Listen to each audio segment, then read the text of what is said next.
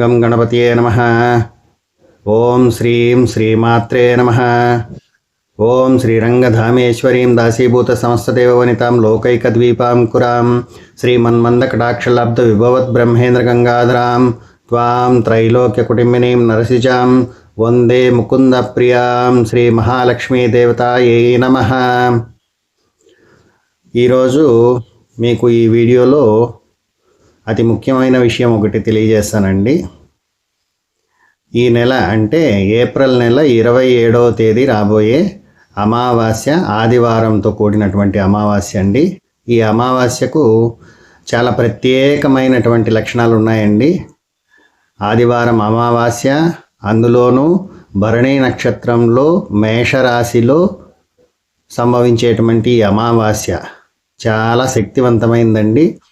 చాలా వరకు ప్రజలకు ఎన్నో ఇబ్బందులు, రకరకాల బాధలతో ఉంటారండి. ముఖ్యంగా ఆర్థిక విషయాల్లో ఎంత ప్రయత్నించినా డబ్బు చేతికి అందినట్లే ఉంటుంది, కానీ సమయానికి డబ్బు లేక చాలా ఇబ్బంది పడుతూ ఉంటారు. వారి కష్టానికి తగిన ఫలితం లేక చాలా ఇబ్బంది పడేవారికి ప్రతి ఒక్కరికి ఈ అమావాస్య ఎంతగానో ఉపయోగపడుతుందండి. ఇంటికి తగిలినటువంటి దిష్టి దోషాలతో సైతం ప్రతి ఒక్కటి నెగిటివ్ ఎనర్జీస్ అనేది పూర్తిగా తొలగిపోయి చాలా వరకు శుభ లక్షణాలు కలిగినటువంటి ఫలితాలను ఇచ్చేటువంటి ఏకైక మార్గం ఒకటి ఉందండి. నేను చెప్పేటువంటి ఈ 3 వస్తువులు ఆదివారం అమావాస్య రోజు మధ్యాహ్నం 12 గంటల సమయంలో సేకరించి దీన్ని మీ ఇంటి గుమ్మం ముందు ఉంచితే చాలా వరకు అదృష్టాన్ని మీరు చూడొచ్చండి. ఎంతో కాలంగా ఎన్నో కష్టాలను అనుభవిస్తూ ఏ పని చేసినా ఏమి చేసినా కలిసి రానటువంటి ప్రతి ఒక్క కుటుంబానికి కూడా చాలా ఉపయోగకరంగా ఉంటుందండి. చాలామంది ఇళ్లలో చూస్తూ ఉంటాము, కష్టపడుతూనే ఉంటారు, ఎన్నో పనులు చేస్తూ ఉంటారు, డబ్బులు వస్తుంది, కానీ ఆ డబ్బులు నిలవదండి. ఏదో ఒక కారణం చేత అనారోగ్యాలతోనూ, హాస్పిటల్ ఖర్చులతోనూ, లేక ఇంకేదైనా ఇబ్బందుల వల్ల ఉన్న డబ్బు కాస్త కరిగిపోతూ ఉంటుంది. ఎదగడానికి అవకాశాలు దొరకదు. ఇంకా కుటుంబంలో అలజడులు, గొడవలు, ఘర్షణలు, చాలా వరకు నిందలు భరించడము ఇలాంటివి జరుగుతూ ఉంటుంది. ఏది కలిసి రాకపోతూ ఉంటుంది. చాలా విషయాలకు ఇది ఒక మంచి పరిష్కారం అండి, చక్కని పరిష్కారము.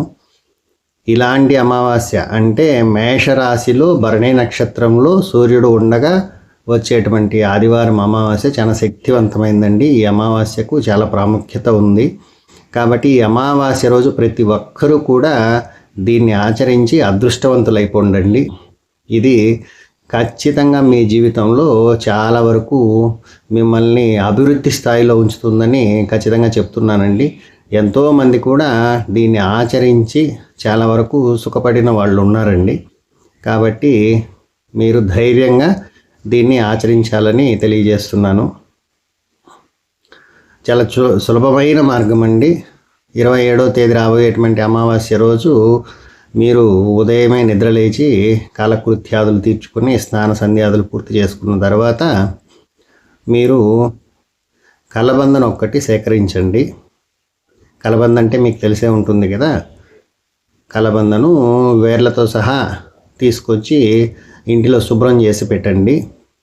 అదే రోజు ఉదయమే తెల్ల జిల్లేడు చెట్టు వేరు అంటే ఆ జిల్లేడు చెట్టు దగ్గర శుభ్రపరిచి ఆ జిల్లేడు చెట్టుకు పసుపు, కుంకుమ వగైరాలు ఉంచి కర్పూరము ఇంకా కొబ్బరికాయ వంటివి సమర్పించిన తర్వాత చెట్టుకు నమస్కారం చేసి 3 ప్రదక్షిణలు చేసిన తర్వాత తూర్పు వైపు వెళ్ళినటువంటి వేరును సేకరించండి.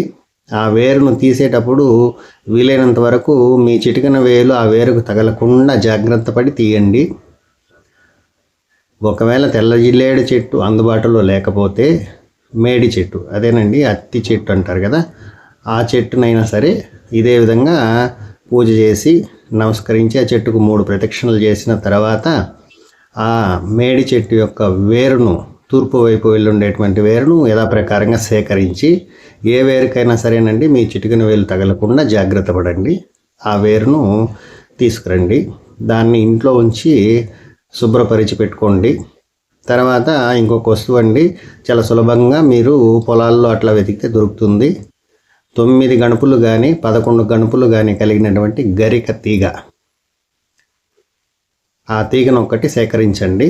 ఈ 3 పదార్థాలను శుభ్రం చేసి పెట్టుకుని ఒక ఎర్ర దారం ఒకటి తెచ్చుకోండి, ఎరుపు రంగు దారము తీసుకొచ్చి ఈ మూడింటిని అంటే కలబందను తల్లకిందులుగా ఉంచి దాని వేర్ల వైపు పైకి ఆకాశం వైపు ఉండే విధంగా పట్టుకొని ఆ వేర్ల దగ్గర ఈ గరిక తీగ, అదేవిధంగా తెల్ల జిల్లేడు వేరు కానీ మేడి చెట్టు వేరును కానీ ఉంచి మూడింటిని కలుపుతూ ఎర్రదారంతో కట్టండి.